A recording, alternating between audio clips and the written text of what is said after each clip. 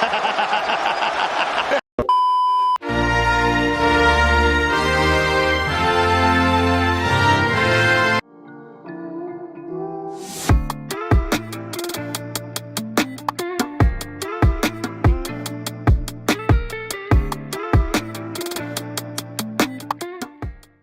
we're back here for our UFC 309 and Paul Tyson recap, and I just got to start off. In the intro, we used the British national anthem, and I just got to say, as an American, it does bother me a little bit because this is America. Land of the free, home of the brave. Yeah, it just has to be said. It's American, yes sir, and Where did Tom Aspinall go to watch the fight? What country was it in? Oh, that's right, the United States. Let's go. What did the main event feature be? The two fighters, two Americans. Unless you ask Joey Diaz, because do you remember the rant that he had about Steve? That fucking Steve. He's got that immigrant mentality. He's from Cleveland. No, last night, big night for the UFC and a big night for the heavyweight division, and it just like the closer it got. The main event just felt so much bigger because you're starting to think about the stakes of it. Like, this is the greatest UFC heavyweight of all time, and Stipe fighting the GOAT and Jon Jones. And, like, both of these guys have probably not too much time. Well, Stipe retired, obviously, but then Jon Jones, another guy who probably doesn't have too many fights left in his career. So, for me, at least, going in, it was like, you know what, let me, like, really appreciate this, that we're getting these two legends in the cage right now. And, like, with all the Tom Aspinall stuff this week, too, which we'll definitely get into and is obviously valid, it was just cool to see, like, two legends go at it in the cage, no matter their age. Yeah, so I think it's one of those fights where you wish, sure, it could have happened earlier. I think something like where DC told John, he's like, when you were still fighting 205, I feel like you still could have fought as a heavyweight. And so, you think of fights like the Ngannou fight, and now his fight with Stipe. As I think this point in time, like, they're already too established as the greatest of all time. I didn't really think this fight was gonna change that. I guess. Unless someone just totally dominated the other. And I don't think John even really completely like dominates Stipe. I think John's just the better fighter, which is fine. And we already knew Jon Jones was the greatest MMA fighter of all time anyway. So that's like my one thing with this fight. I don't think it meant as much as probably the casual fan might think, but you still have it in this huge venue in MSG as the main event. It's for the heavyweight title. I mean, it doesn't get much better than that. And still, yeah, Tom Aspinall as the interim champion is still looming over and lurking. So you obviously can't just scoff at that. So yeah, I say first we get into the fight and then we talk about the Aspinall stuff and like what's next, just to like separate the two, because I feel like we were talking about it a little bit before, just how so many people, like, in order to push Tom Aspinall, they have to disrespect John, and like you gotta admit he had a good fight and like Stipe looked old in there obviously, but John he definitely showed up, and to come back after such a long time away. And I get that Stipe was also out for a long time, but John looked very sharp. I mean, people were saying he was getting hit. Like, he was hittable at light heavyweight. So, DC, if you watch both of the DC fights, he was hitting him with a bunch of uppercuts in that. So, it's not like John has ever been a guy who never gets hit. But even besides that, his shots from range on the feet were so good. Stipe just could not close the distance, besides a few times where he would just blitz in and just throw power shots, which, to his credit, worked sometimes. But, I mean, the first round was a 10-8 for Jon Jones. Second round was a little closer, but John definitely won it. And then, obviously, the third is when he really hurt Stipe and then kicked him with that spinning back kick to the body, which was just brutal. I mean, right to the ribs. That hurt me through the screen. Yeah. Like, it didn't even kick me, man. That was a rough one. No, I'll even tell you firsthand, like, that even when it doesn't TKO you like that, dude, it feels terrible. I was working with Travis and he hit me with one of those before his fight as a counter. It's not like because John was on the attack, right? John Yeah. has Stipe up against the cage. He's pressuring on the front foot and everything, and John just goes for the spinning back kick, and he drops Stipe. I mean, dude. When it lands square on the ribs, even if it doesn't leave a bruise, it's something that you got to take a second to recover from. So in this And case, then you remember too, like, because you're around like the weight, like how much you weigh right now. we're on 150, 155. Yeah, like John Jones weighing at what, like Exactly. 230. Like, so could you imagine? And that was like all heel too. And Stipe, this is obviously his last fight now, and Yeah. what is he in his 40s? I think he's 42. Yeah, so I mean, that'll do it to you, pretty much. That'll do it to definitely. you. I mean, you just gotta be glad that's not like Stipe got put out cold, you know. Yeah, and it seemed like John didn't attack the body either after he dropped him with the kick, which was nice because I mean technically he could have got him a couple more times down there and really put him in a bad position to finish him even worse. But he just went straight for those ground and pound punches and a couple of elbows there, and looked like Stipe was. I mean, it looked like Stipe was done right when he dropped from the kick. So the ground and pound definitely was well timed, and it was a great performance by John. And I know a lot of people are saying, "Oh, well, Stipe's washed," but like John Jones is so good, and this is like what I really want to get into right now because with all this Tom Aspinall stuff, which I agree with, that I'll say this: John Jones is clearly ducking Tom Aspinall. I'm not denying that. But the people who are trying to take away from John's legacy by saying that he would be a fraud or something if he didn't fight Tom Aspinall, and then they're trying to go at his resume, and this fight in particular, it's just mind-boggling to me because it almost reminds me of like how people talk about like the Philadelphia Eagles nowadays, like they're a really good team, but there's everybody's saying, oh well, they shouldn't have won this game, they shouldn't have won this game. They're still winning though. And that's how I feel about John Jones. They say like, oh well, Dominic Reyes fight, or oh Stipe was 42. He was on steroids when he beat DC the second time. Like, he still won all those fights. Like that, you can't ignore all of those wins. You could disagree like with John's way of going about, I guess, ducking Tom Aspinall, but you can't take away from that legacy that he's got. I mean, I always love doing this because John Jones is one of the people who got me into the sport, but like just to rattle off the resume, beat Shogun for the title, beat Rampage in his first title defense, beat Lyoto Machida, and had to be one of the craziest finishes that I've ever seen with that standing guillotine, beat Rashad Evans, beat Vitor Belfort by submission, beat the GOAT, Chael Sonnen. Had that great fight with Alexander Gustafsson. Beat Glover Teixeira when Glover was on a 20-fight winning streak. That was one thing that John said during the week that I actually kind of agreed with. Well, I don't think that a win because he said a win over Tom Aspinall does nothing for his legacy, and time will tell if that would be true. But Glover Teixeira, I feel like that's a similar situation you could take like a look at, because Glover was on a 20-fight win streak when he fought John, and John didn't turn that fight away, and he beat the crap out of Glover Teixeira in that one. So it's like, back then, let's say John would have wanted to go up to heavyweight, people would have said he was running away from Glover. And, well, look what he did. So that could very well happen here too. But then obviously beats Daniel Cormier, beats OSP, then beats Daniel Cormier again, although it obviously was turned into a no contest.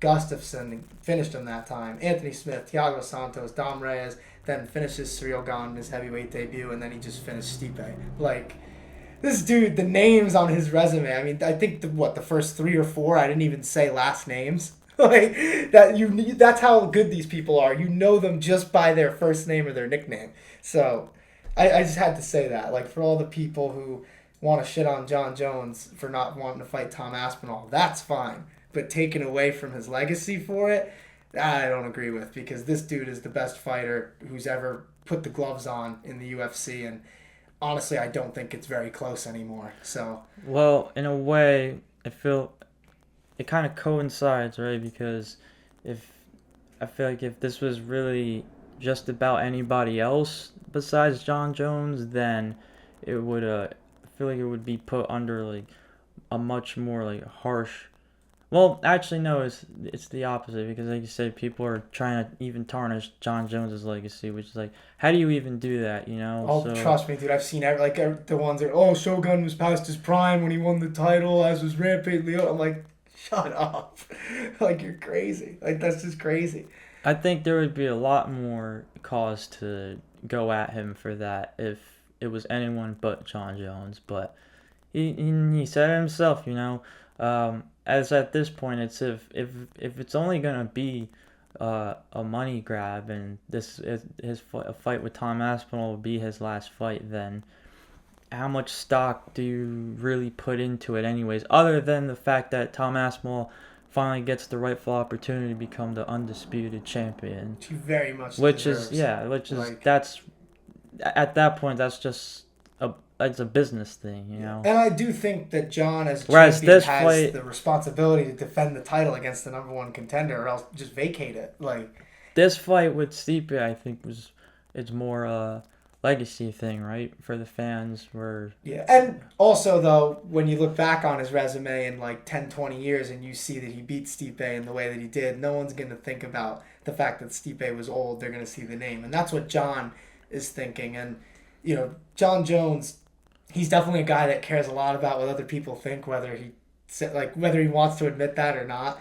I mean, I think this Tom Aspinall stuff is starting to prove that because he seems to really have to respond to every single thing that people say about him, every dig. And that's kind of why, in a sense, I want to defend his legacy a bit because I think he is right about that. But yes, he's ducking Tom Aspinall. But like I said, if John Jones isn't the GOAT, then why? Tell me why. Is it because of the stuff he did outside of the cage? I mean, I don't think that's a reason to disqualify him from that. The steroid stuff, that's where it kind of gets a little dicey. But if you're the people right now, they aren't really dissing him for that. They're dissing his resume specifically, and that I just don't understand. It makes no sense to me. And it's like, if he's if he's such a fraud, then why hasn't he lost yet to all of these legends? This dude is elite to this day.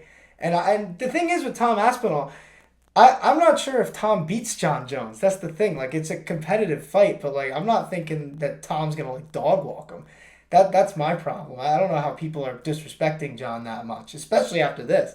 He was off for what, year and a half, and he basically just walked through Stipe like that.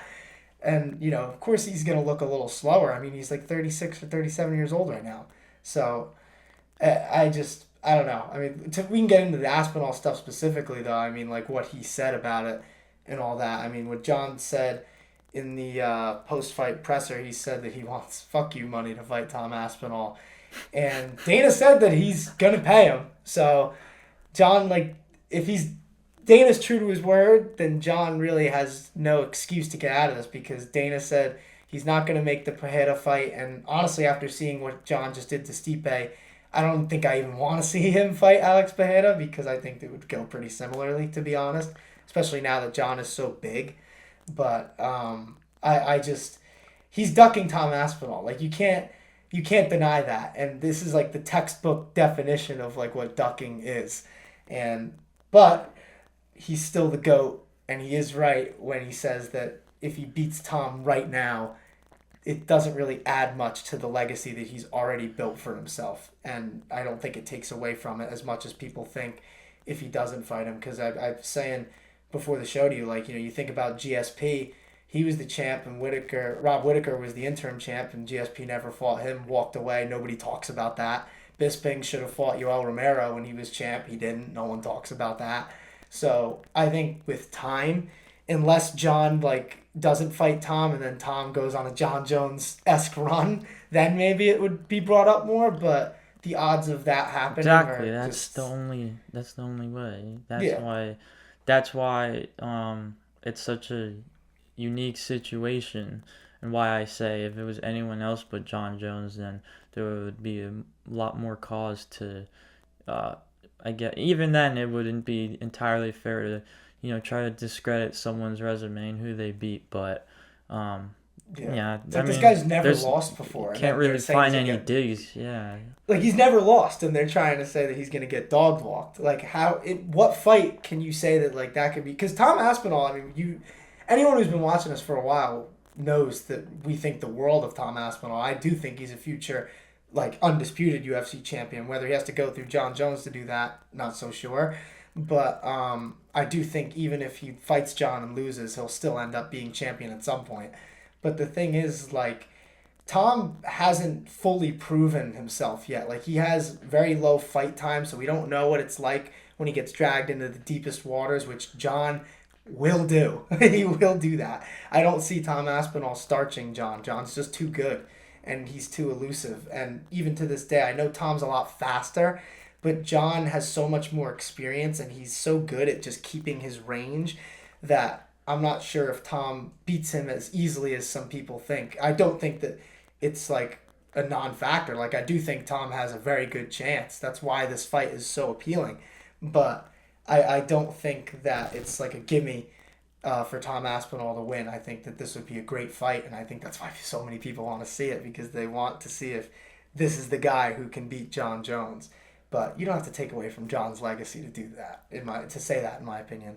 Well, how many times, too, have you heard or thought one of John Jones's opponents, even if it's recently, even as recent as last night, would be the guy to beat him?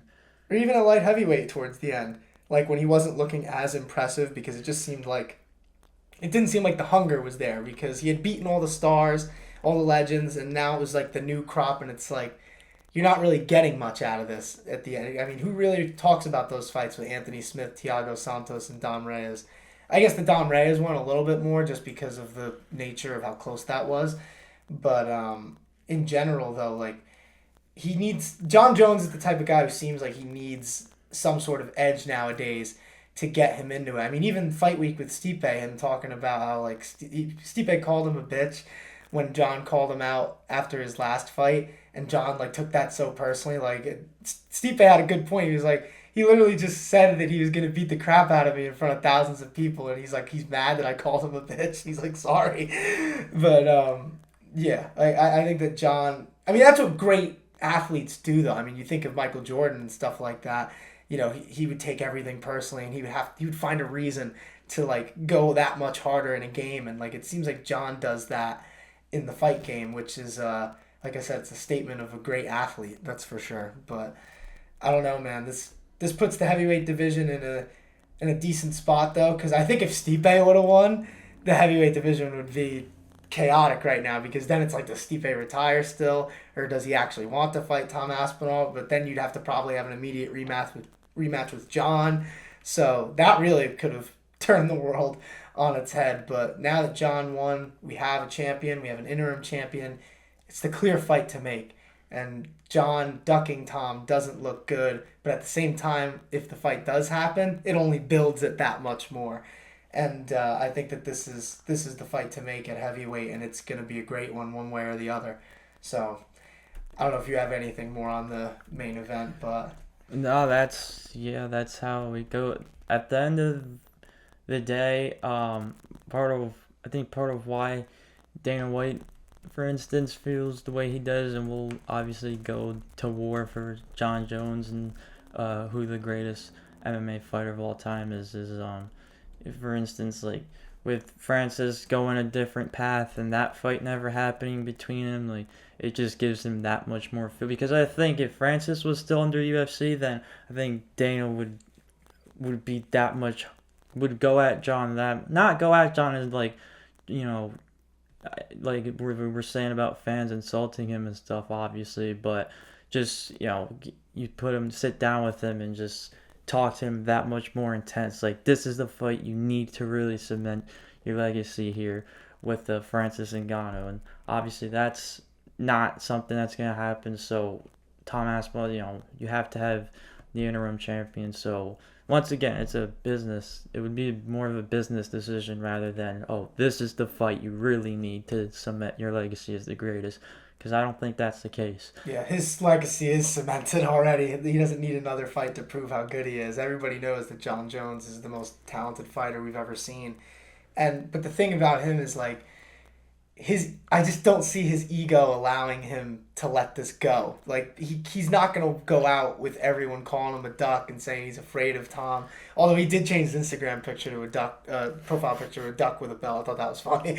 All right, that's dope. Yeah, but I just don't see John doing that. He cares a lot about what the masses think of him, and I think even if we don't think that this is gonna matter much in the long run, I mean, John's hearing it now. So that's the luxury that he holds, right? He yeah. gets to embrace that because he is the undisputed heavyweight champion.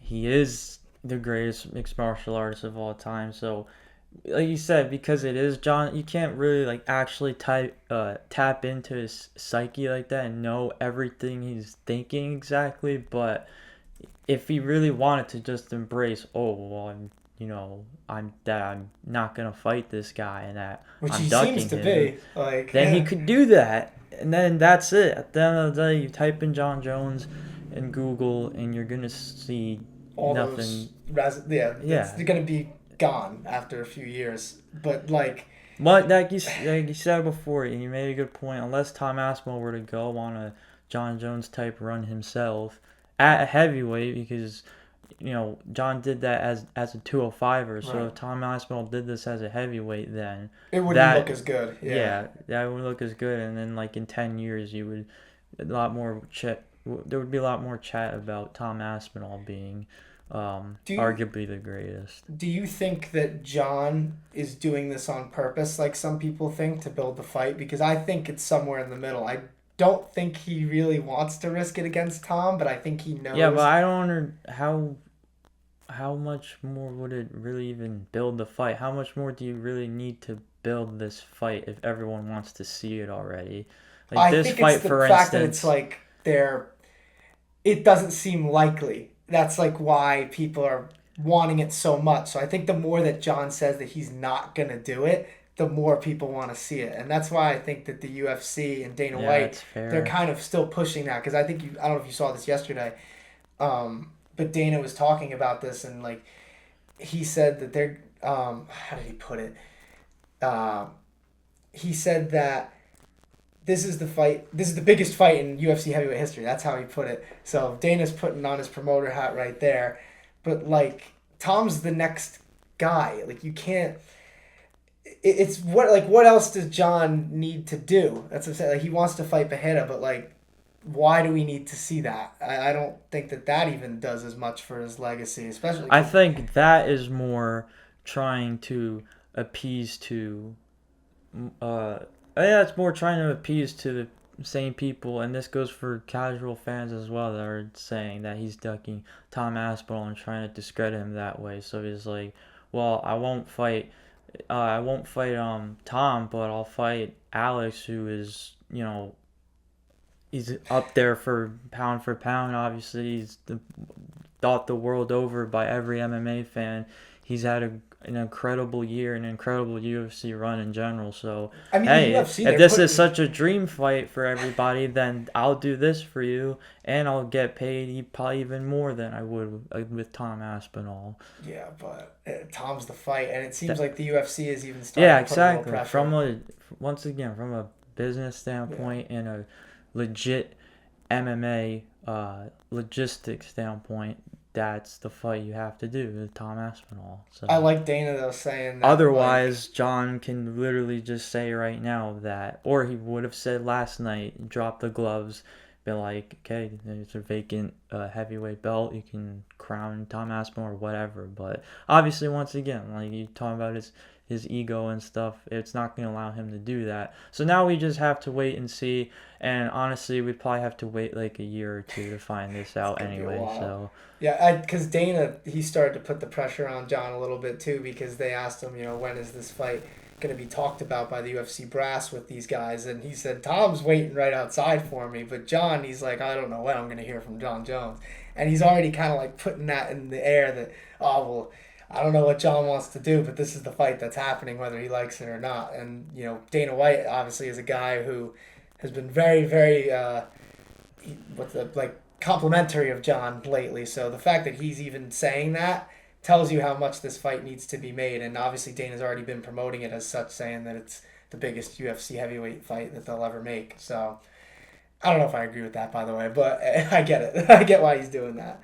But you mentioned putting the gloves down. I do actually think we should talk about this before we move on to the co-main. Yeah, Stipe Miocic retired. The one man. who actually put, Yeah, like that. Yeah. You can't just gloss over that. I mean, 2-time heavyweight champ, most defenses as heavyweight champ. I mean, beat Daniel Cormier twice in that awesome trilogy.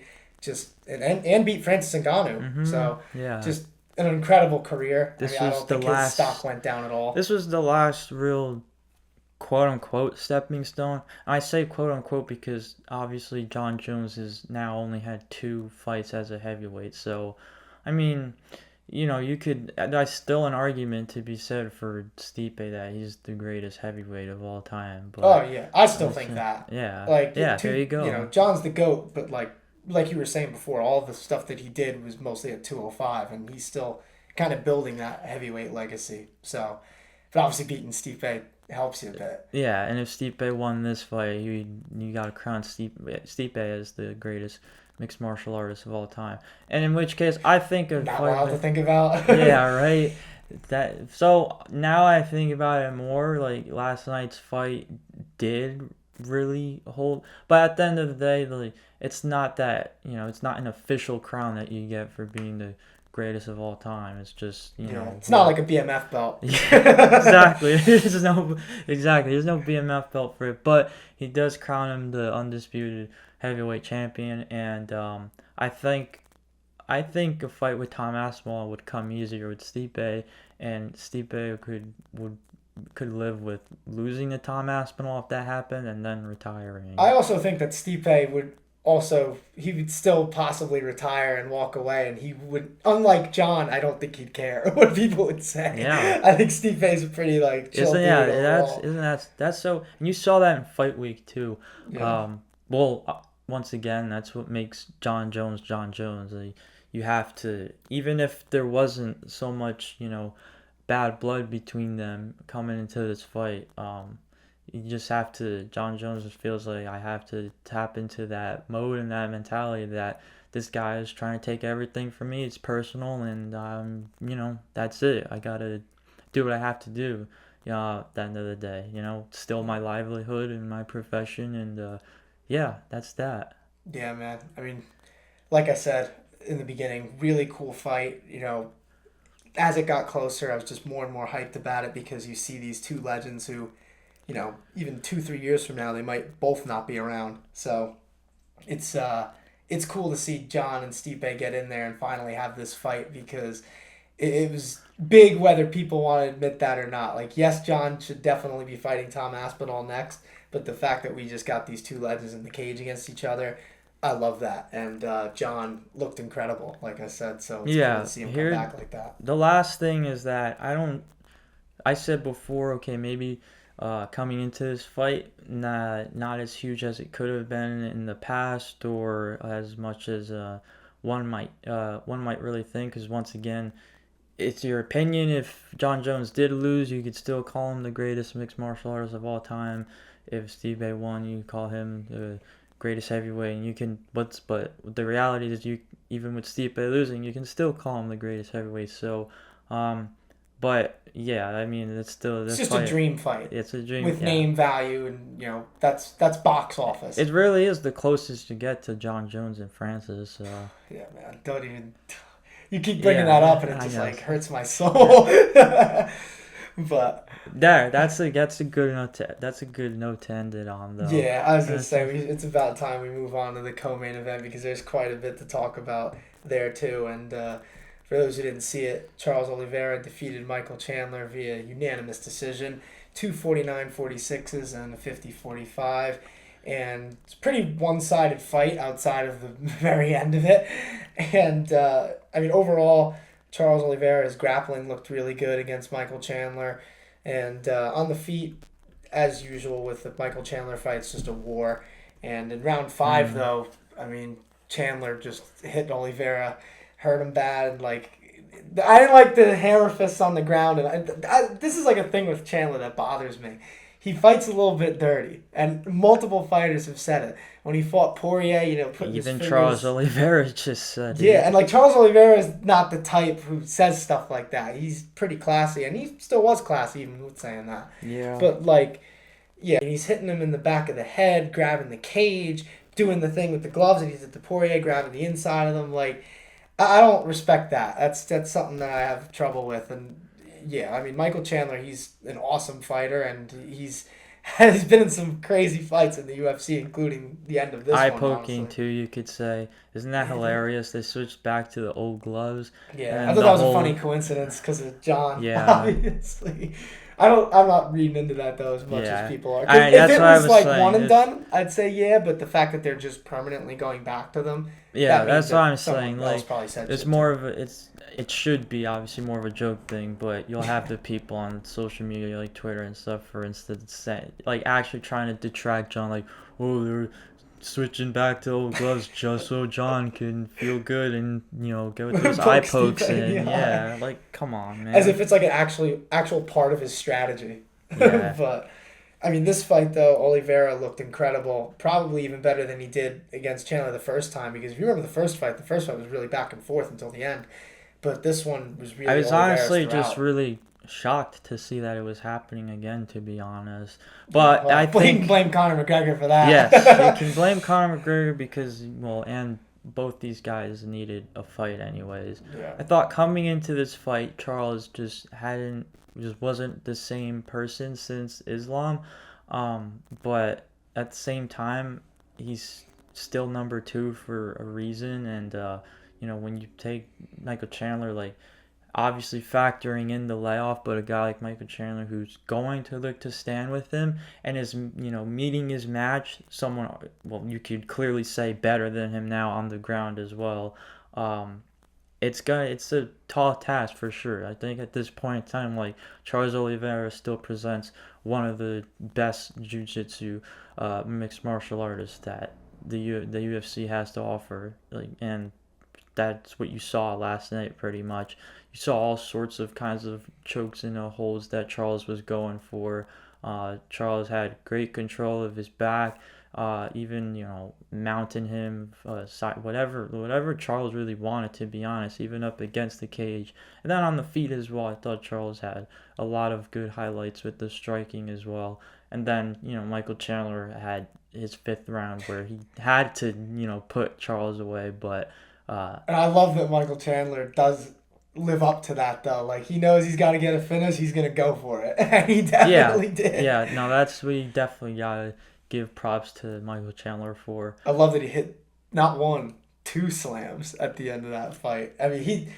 say what you want about Michael Chandler, in terms of him waiting for Conor McGregor, the dirty fighter stuff, but he's all excitement when he's in the cage, and doing that at the end there, that was for the fans. That's for sure. Yeah. He knew the fight was No, it definitely lost. was. We were all watching it at the restaurant yesterday, and I mean, we all knew the fight was decided, but when Michael Chandler got up not once but twice with Charles on his back and just dropped him, I like the first time he screamed anyways. Dude, the first time he got up, he's like, they were saying, is he gonna slam him? And he's like, he just goes back. Like, it's the most meathead, brute way to get out of that position. It hasn't worked any of the 3 times that he's done it to Charles Oliveira. No, yeah, dog. It's so funny though. Michael Chandler may not fight for a title in his UFC career, let's be real, but he's still a lot of fun to watch. He's still definitely a guy that they're gonna keep putting on pay-per-views, and maybe as a co-main event. No, shouldn't as a co-main event, but they're still putting him on. Depending on who they put him against, it's still possible. I mean, the thing with Chandler is he's such an exciting fighter, and so many fans like him.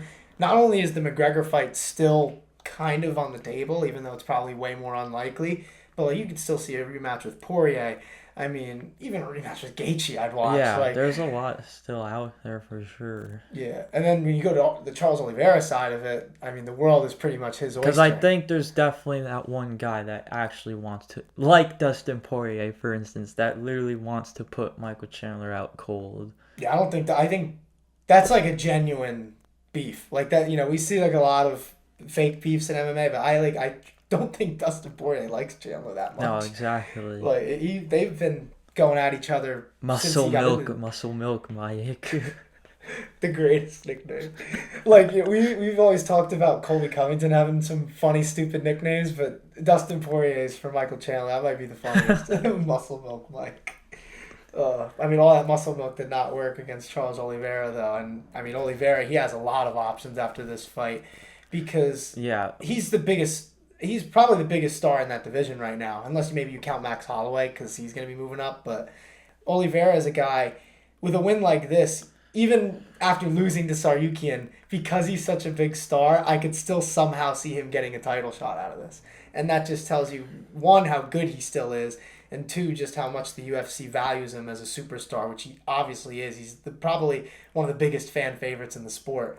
And but even besides that, though, I mean, he could fight Dan Hooker, Dustin Poirier, Conor McGregor. Because think about, like, you just said how he's still probably the biggest star this division has to offer, and he's a grappler. Like, he's going to go to the ground. That's what I would say is unusual, really, for a UFC fighter. So, and we'll even talk about it too between Paul Craig and Bo Nickal, how you barely saw any grappling between two guys that are obviously known for their ground game. So that just goes to show you how special of a jiu-jitsu practitioner that Charles Oliveira is, pretty much. I think it's that he's constantly going for the finish when he's on the ground. Like, there's a lot of guys who are just satisfied with top control, and then they'll just ride out the round. No, not Charles. Oliveira, he's going for submissions, ground. He gets it, dude. He definitely gets it. Although in this fight, he didn't do that as much as. But I kind of credit that more to Chandler's submission defense. No, yeah, I didn't even have to. Like, this fight, honestly, okay, I think it's... So there were two 49-46s and the 50-45. I was definitely more on the 50-45 side. Yeah, I didn't look at the scorecards. I'd have to imagine the judges that scored at 49-46, I'm guessing they gave Chandler the fifth, because I don't know what other round they could have gave him. But, yeah, I'm definitely on the 50-45 side, too, to be honest with you.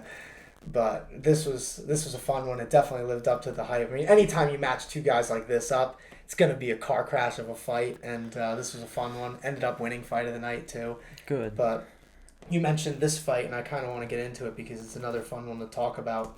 Paul Craig, okay, Bo Nickal. Sorry to cut you, but you say it's a fun one to talk about, and it is. Well, I don't mean the fight. Not the fight itself. The fight itself is another story, yeah. Yeah, I just mean, like, there's stuff that you can dive into with this one that, like, is interesting enough. Like, so let's talk about it. Like, Bo Nickal defeats Paul Craig, unanimous decision, 30-27 across the board.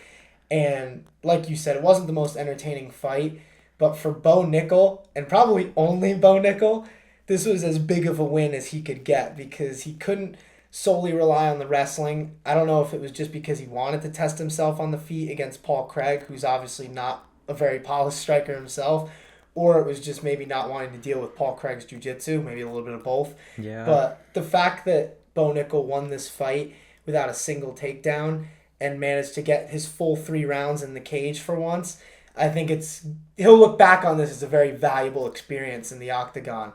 But that being said, man, his striking needs some work. That's for sure. Yeah, so even really before, or it might have been just after his first fight or something like that, because I'm pretty sure, wasn't it after his first fight, he was already calling out Hamzat, for instance. Yeah, and although he has kind of, like, come down from that a little bit, which is good, yeah. But in general, I think he definitely, like, understands that, okay, coming into here, like, I was such a highly touted prospect, UFC's next big thing, pretty much. He gets that, in order to sell these fights, in order to get these spots on these big pay-per-views, that he does have to be able to showcase his striking, and even though obviously it was a long ways to go in this fight, there's still a long ways to go in this fight to get a finish on the feet, but he went for it. I think he still went for it. Like, the overhand right was, he really tried for it. And the thing is, it was so telegraphed that even, like, Paul Craig could, be able to not get hit by it, not get dropped by it. But at the end of the day, Bo Nickal, I think he understands that, okay, I gotta keep getting these spots on these pay-per-views, then I have to be able to showcase that I can stand and I can take a punch, I can give a punch that much harder. But yeah, as far as the matchup goes, it's clearly a good matchup for the both of them. Even though it was a clear 30-27 for Bo Nickal, but It's good for Bo though. Like I said, he's had such kind of like Tom Aspinall. He hasn't had a lot of octagon time in his fights. So valuable, like you said. Yeah. Yeah, and I mean, he definitely had to learn a lot about his footwork because it didn't look great in this fight. You talk about the overhand rights. A lot of that was because he's just so bad at closing the distance. I mean, I don't think he threw one jab in that fight. So he could definitely work. Well, that's not. Well, yeah, that's like the first clear issue, right? Yeah. It all starts with the jab. So, if that goes to show you that he's going for that spectacular finish and stuff. He's going for that performance of the night bonus and all that, but you're not going to get it if you don't have any fundamentals. Exactly. That's for sure. And even against a guy like Paul Craig, who's not a good striker himself, like the fact that he looked that bad on the feet. Won the fight, but looked that bad against Paul Craig on the feet. I'm not trying to say he's trying to play into the crowd, obviously, but he does understand that he is a highly touted prospect. He is already fighting some of the best that the division has to offer, and he obviously wants to get to that top spot. So, he's using like you said, he's using a fight like this with Paul Craig, where he could stand on the feet with him and get the job done either way, and that's that pretty much. So I get it, but some people might look at the fight just like scoff at it, be like, I mean, it's a forgettable fight, obviously, but for Bo Nickal, it was much needed experience. And we got to remember, too, Bo Nickal's still green as an MMA fighter, and he's still got a long way to go. So I hope they don't keep rushing him up the rankings, because I do think he needs a few fights to improve that striking. Well, that's why I respect too, because I mean, even if he did, because this fight in particular, Paul Craig, obviously, like you said, he's either he knows he's got not that he has an advantage with someone like Paul Craig on the feet, but he is able to get through all 3 rounds with Paul Craig on the feet, or he just doesn't want to deal with Paul Craig's jiu-jitsu. So I think there was at least one clear takedown opportunity that Bo just completely blew off pretty much. I think if he did, try to go to the ground with Paul Craig and get it done there, then I think he could have finished him. Honestly, I mean, Paul Craig's a great jiu-jitsu practitioner, but Bo Nickal, he's got submissions on the ground. He's so much younger and faster. But I do think some of that was maybe wanting to test himself a bit more on the feet and learn a little bit more in the cage from that, because it's obviously different than sparring when you're going full clip like that, and that's he needed fair. that. So and so I don't think people should try to discredit Bo Nickal anyways, because he did give you. Dude, he's what is he, 6-0, 7-0 at this point? Yeah, he did give you a full 3 rounds on the feet, and came out victorious either way. So I mean, if you're one of those people that, like I mentioned before with Charles Oliveira, which makes him so special, is that he is a ground first guy, and he is such a huge star and a fan favorite. Like, if you're one of those people that loves the blood, loves to see the striking and all that, then you're probably someone that's not too crazy about Bo Nickal. So you have to at least see this fight and this performance and be like, okay, there's potential, sure. Maybe there's not even potential, honestly. Maybe he is truly what he is as one-dimensional as a mixed martial artist. But at least this fight, he went for it. He tried to showcase. He tried to display something on the feet, and that's what the result was. So I mean, that's the intrigue with Bo Nickal in general. I mean, he has insanely great wrestling, can compete with the top of the middleweight division when it comes to just the wrestling and grappling department, but on the feet, very bad distance management, both offensively and defensively, really. He just needs to work on his striking, but we already know where the grappling's at. So I think, if anything, this fight was good for Bo to get experience, but it also proved that maybe we should not rush him up the queue, Yeah, well said. Well, overall, this card was pretty solid. I mean, there were some good fights, some fights, but, you know, the Garden is always rocking for any type of fight night, whether it be the UFC or boxing. So overall, I think it was a fun one. I mean, the arena had a lot of energy. But yeah, I mean, that's that. Yeah, For it's the, always like crazy to think for me at least, to think that they haven't, UFC has not been in a place like New York in general, Madison Square Garden for a very long time. yeah. Whereas New Jersey's like, they've been doing this in Well, New Jersey. I mean, God, I hate to bring this up because I know some people are probably heated about it still, but I mean, Donald Trump helped them a lot to get legalized in New York. I mean, he lobbied for them. He helped them in the early days by hosting a lot of fight nights in New Jersey at his the casino and arena and stuff. And yeah, I mean, you could tell Dana's still pretty grateful for that to this day. And by the way, Ariel Helwani was talking about this like the day after the election on his show. I thought this was interesting. Like, isn't it crazy that the president of the United States, love him or hate him, Dana White spoke during his victory speech? Like, the president of the UFC spoke during the president's victory speech. Like, that's crazy. That's just crazy. Yeah, moving up the food chain. Yeah, like, we're living in a crazy world, man. That's for sure. That's for sure. But another thing that would tell you that we're living in a crazy world was what happened. Oh my god. Yeah, the night before, which... This will really tell you that we're living in a crazy world. Yeah, and to be honest, and you know this, if it wasn't for the co-main event, I swear we literally would not be talking about this. Uh-huh. And, like, I know it was a big thing, but we got to get into it. Jake Paul defeated Mike Tyson via unanimous decision in probably the most pathetic boxing match I've ever watched. I mean, anyone who watches that and thinks anything positive about Jake Paul, yeah, I got nothing, man. If you want to like talk a little bit about what you think, Well, it's just like, all right, if you went into it thinking that Mike Tyson was gonna knock out Jake Paul, like, you'd have to think it was gonna be in like the first 30 seconds. Minute. But I think that was definitely common sense, right? Like, I would be talking to someone and I would be like, Mike Tyson's gonna knock this punk out, and then they would be like, you think so? And I would just be like, it's just wishful thinking, because reality says, okay, maybe the first 2 rounds there's a chance, but once it hits the third round, it's like, nah, man. Like, if anything, I was asking people older than me, like, if they actually like, watched Mike Tyson fight back in his prime, back in the day. Because for us, it's like, well, no matter which way you slice it, this is a pro bout. It's not an exhibition like Roy Jones Jr. was. By the way, don't know how that.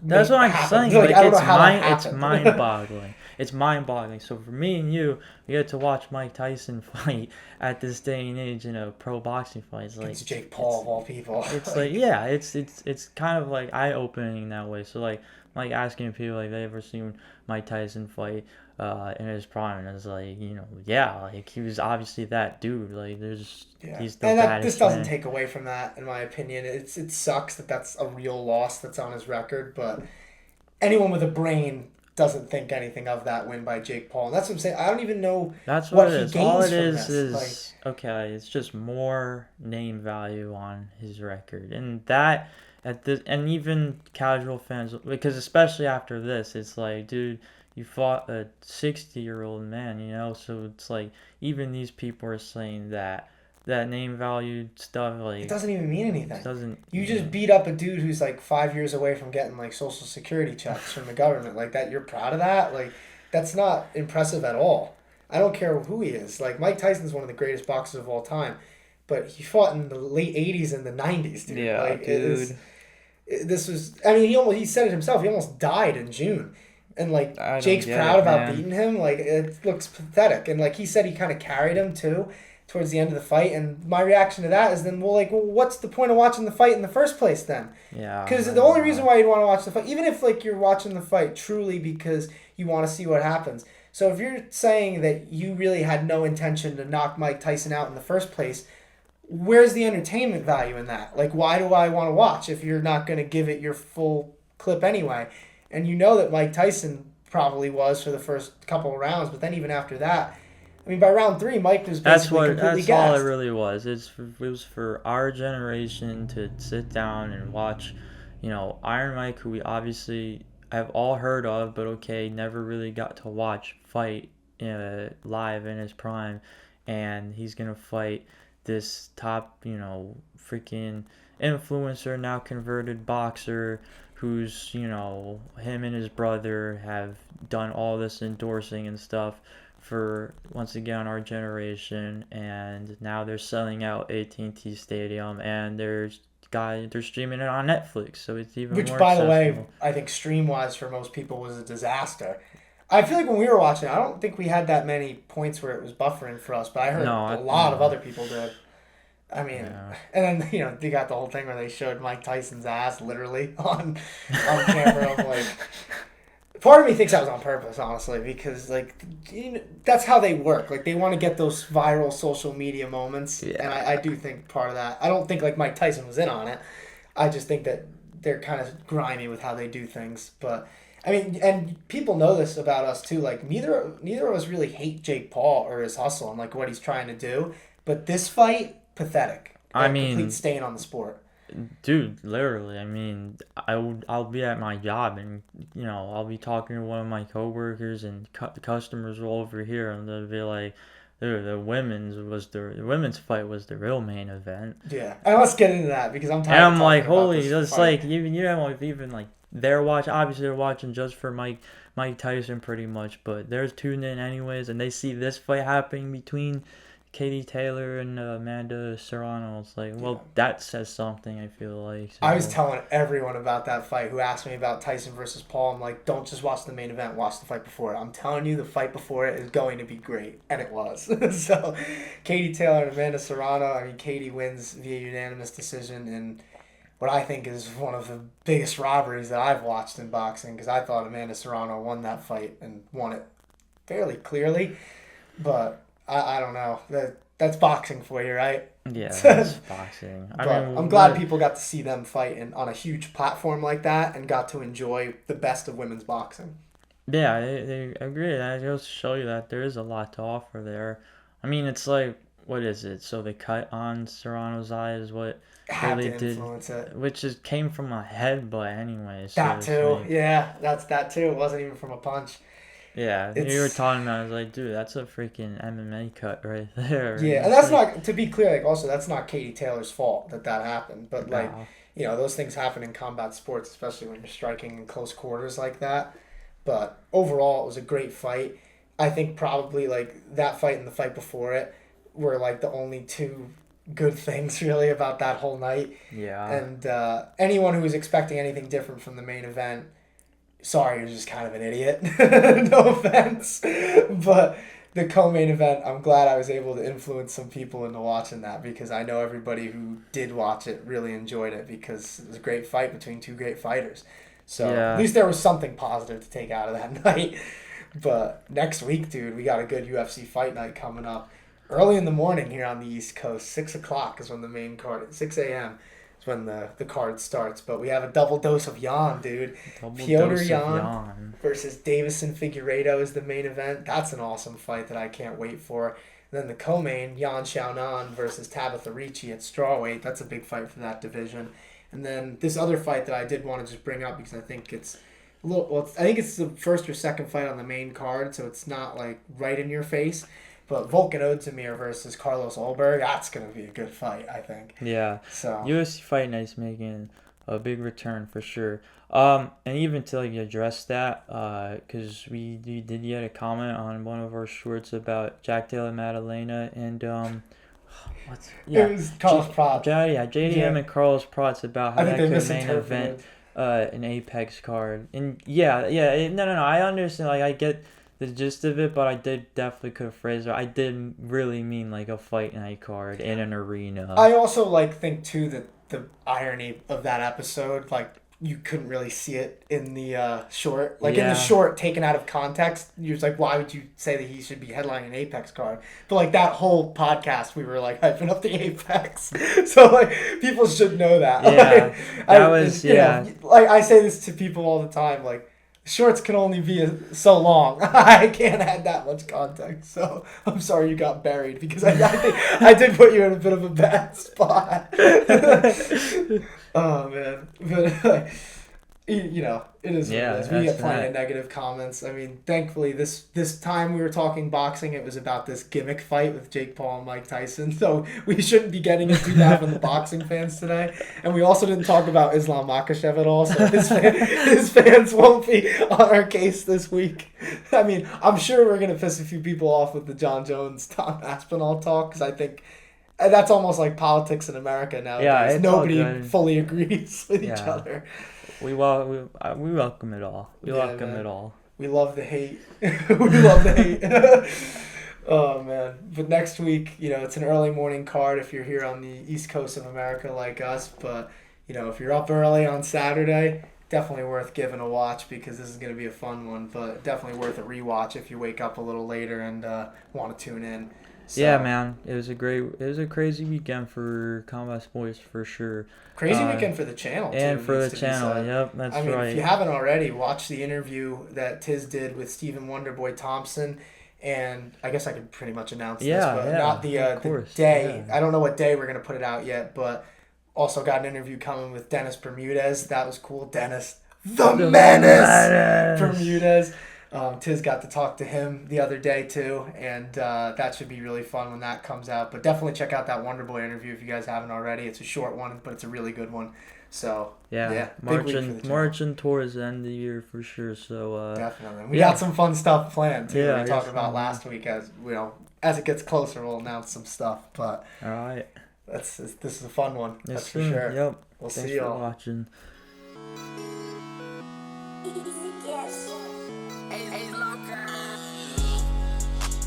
Feel just like a superstar. Doing all these drugs, I don't think I'm gonna see tomorrow. Living fast, brand new dash up in a foreign car. It's the type of shit that you be doing when you going hard.